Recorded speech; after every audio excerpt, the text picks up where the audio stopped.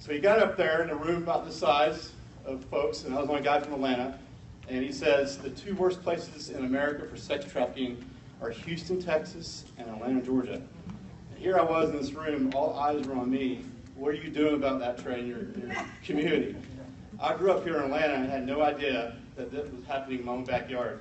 So I came back to Atlanta in 2009 and started asking questions of some elected officials, business leaders, and every single time I started asking questions, I would get my hand slapped.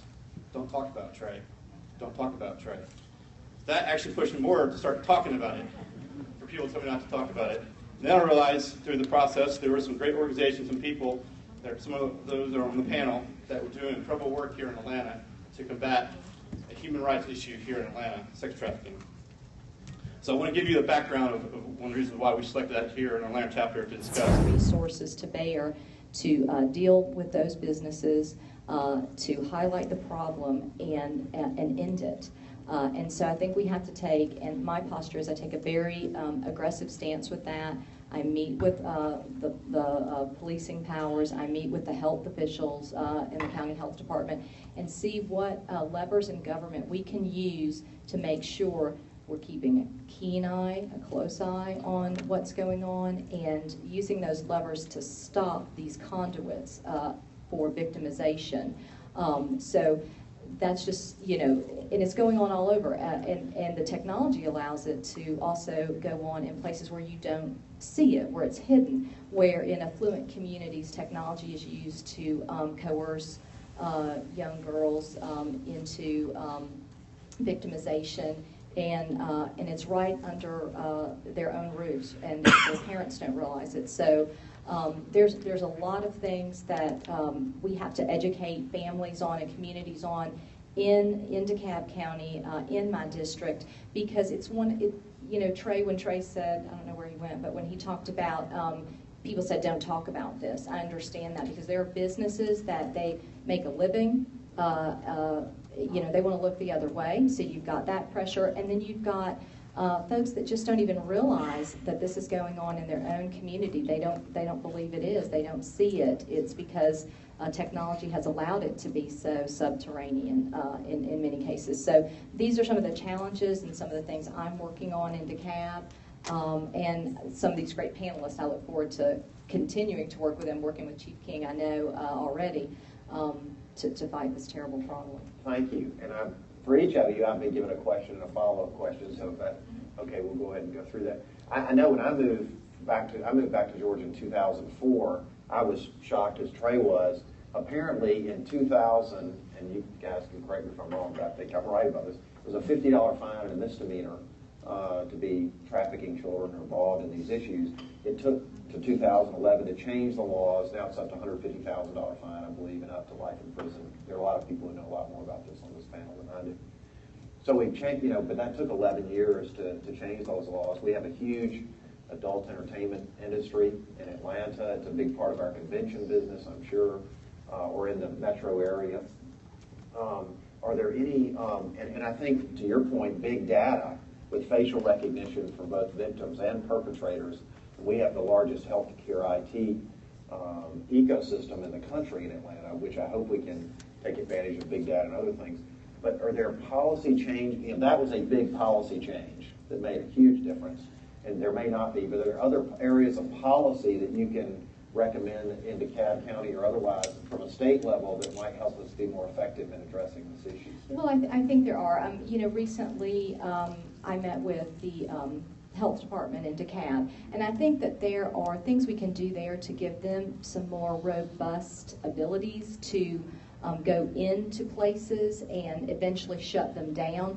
I think we need to put more tools in the toolkit for our law enforcement so that when we see and suspect these things, we can have the ability to go in more assertively, more preemptively.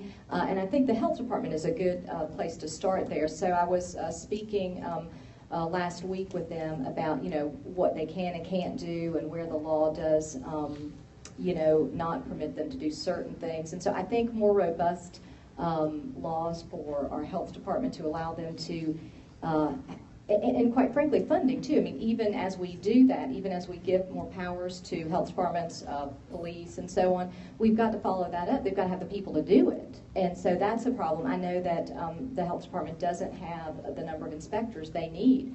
So we've got to put more money behind that type of enforcement and give them more robust abilities to go in these hotels and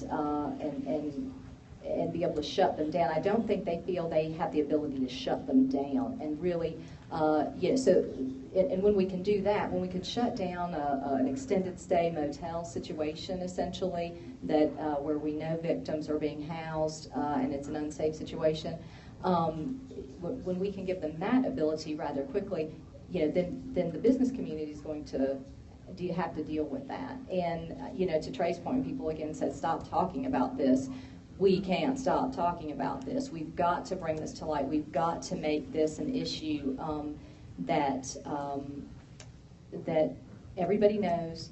And Greg Chevalier and I were speaking, and he said to me, back when the Mothers Against Drunk Driving started, he said, they didn't think that they were going to stop drunk driving. They didn't, but but it became such a big deal. They were amazed at how they were able to get that message out, and it totally transformed the expectations of behavior and what was acceptable, what was flat out accepted in society. And that's the same mission, I think, before us. So in addition to the robust powers I think we need to give officials like at the health department that would be more helpful, we've got to keep pushing this issue onto the front pages. We have to talk about it. We can't look the other way. We have to talk about it in our churches, with our county commissions, with our police department, our schools, everywhere. We've got this. So I think that that's our challenge. What MAD did for the drunk driving issue, we have to do for human trafficking. I think that's a brilliant point. And Chief King, I'd love to get your reaction from a law enforcement standpoint. Linda Dean and I, who's also on the panel obviously, had an opportunity to go with Director Keenan and meet with the White House on this issue, and he is a real national leader, I think, in this area. And one of the things we talked about was, at the time, the 277 law enforcement agencies in Georgia, and how can we coordinate our efforts more effectively, by community. And it also goes to the point, I used to chair the Department of Community Health Board. Public health is spun out of that. We've got local health, we've got state, we've got federal. How can these different agencies collaborate more effectively, and what are you doing and seeing at the local level to address the issue? The first thing I think we have to realize is that we have a crisis. We have a crisis in our hand, and nobody has ever wanted to talk about this. I came from I went and joined law enforcement back in the 80s. I mean, Miami Vice. I wanted to be that guy in the cotton suit driving a Ferrari. And so we focused on drugs, and going after drugs. And we saw what crack cocaine did to the streets of our communities.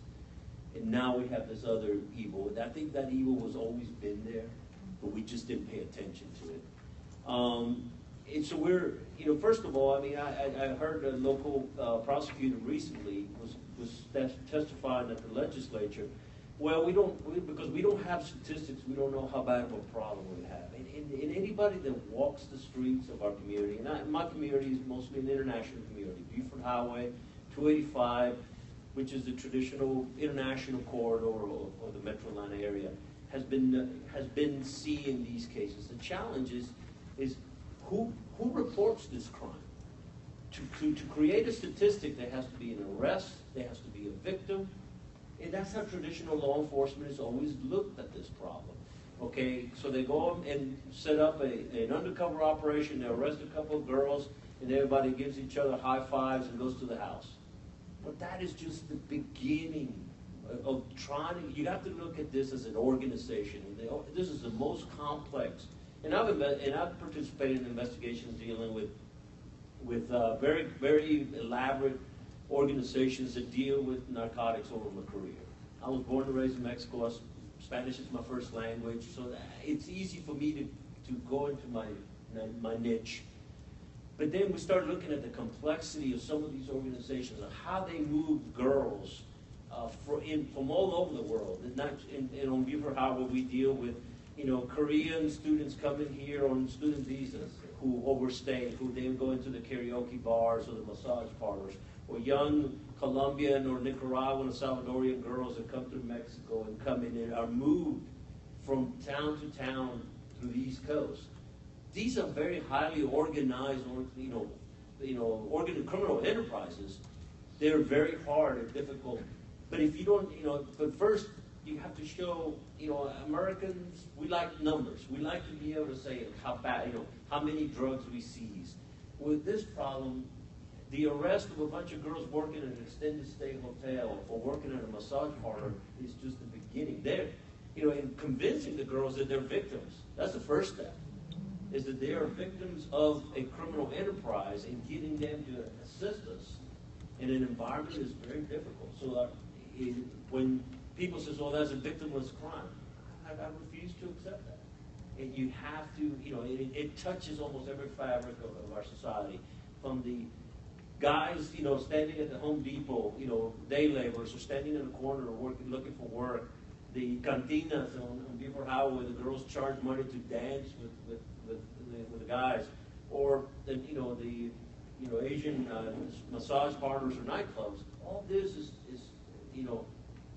an incredibly complex problem. And I work very closely with Director Keenan, and I just came from, we went to the country of Georgia together last week, and they're dealing with the whole migration and the human trafficking factors that they're dealing with. So the hardest thing we have to convince our community is that we have an incredibly complex problem, and it is not just a law enforcement issue.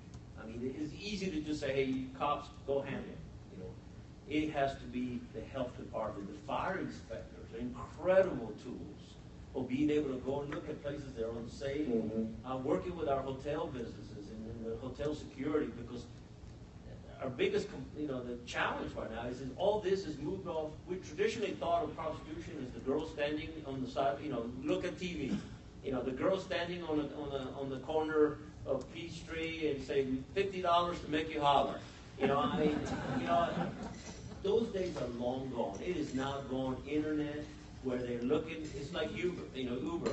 They're looking at they're picking their girls, and the customers have a rating.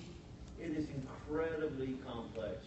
It takes a lot of people rolling their sleeves up and saying, "Hey, we're going to deal with this," and this has to be a relentless struggle. Is there anything that you can advise us as citizens in addressing operators or victims that you think we can be more effective in the schools and the community at large, et cetera? The challenge here is, nobody can help us better than the community by being able to tell them, look, it's okay to talk about this. And if a victim of a young girl or a young child comes to you and says, "Hey, this is happening to me," is okay, let me find you somebody in law enforcement that will understand the complexity of this crime and that will help you. You don't have to be afraid. It's not about deportation. We have means to deal with it. We work a great relationship with Homeland Security, and being able to, once we identify a victim, give them temporary visas so they can help not only prosecute these cases, but at least give them a refuge. Fear is the biggest weapon that these organizations have, and they use fear of deportation, incarceration, as a way to keep the girls, or the young children, subjugated. I've never heard that what you just said about temporary visa. Thanks for sharing that. My next question is for Dennis Miller. At the collegiate level, how are you teaching or providing opportunities for our future leaders to be exposed to and address human rights issues like sex trafficking? First of all, most of my work in this area is in Eastern Europe. I just got back from Slovakia. I was there for about 15 days.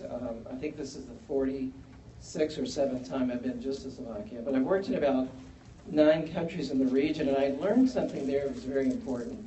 A lot of times we think the whole idea of awareness is not as important as it really is. I know we have a lot of students at Bryan College where I work. I run the Center for International Development. A lot of them would like to be out arresting traffickers, putting them in jail, rescuing girls who've been trafficked. All of that is good and needs to be done, but one of the things I've learned since 1991, working in that part of the world, is awareness is the most important issue. In fact, I was involved in setting up 4 two-day seminars for the Georgia Department of Education. In fact, I met you through Joel Thornton a couple of years back in the process of doing the seminars, and I was involved a little bit too, well, quite a bit in setting up the Carter Center program in 2013.